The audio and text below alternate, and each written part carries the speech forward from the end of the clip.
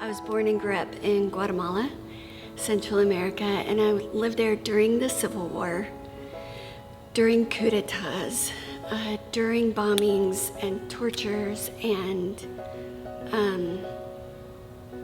dead bodies, and just a lot of violence and extreme poverty, and as well as during an earthquake that killed 250,000 people in one night. So I grew up in this context of extreme suffering, but saw the beauty of the body of Christ's response to that as I began in ministry, companioning college students and young adults, and encountering such extreme brokenness in their lives, sexual brokenness and abuse and confusion, and then everything that comes with biochemical brokenness, just these shattered lives and hearts, and experiencing God's presence in those spaces.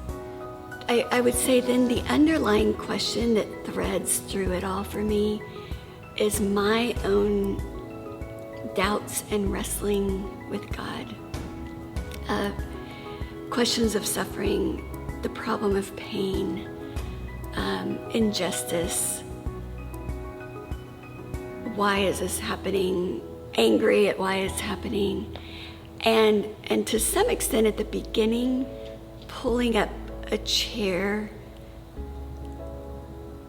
I wanted to be on the front row. And I would say at the beginning it was a bit of a dare. Like, God, are you big enough? Is your love strong enough? Can you really manage this stuff? Do you even care? Are you involved? Can you mend?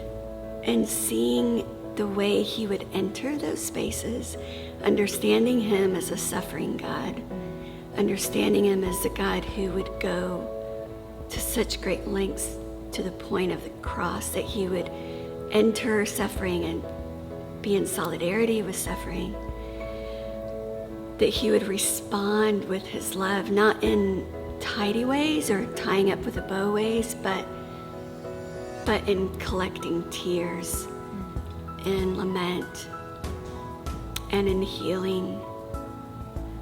Then what felt like I wanted a front row seat, not in an antagonistic dare way, but more like I want to be near this hearth. This is a place of encounter where God does some of his most beautiful stuff, and I want to be near that. And not that there aren't times that I still wrestle with the questions, but the gift of his presence and his beauty in those places become compelling, and are places that I want to be near.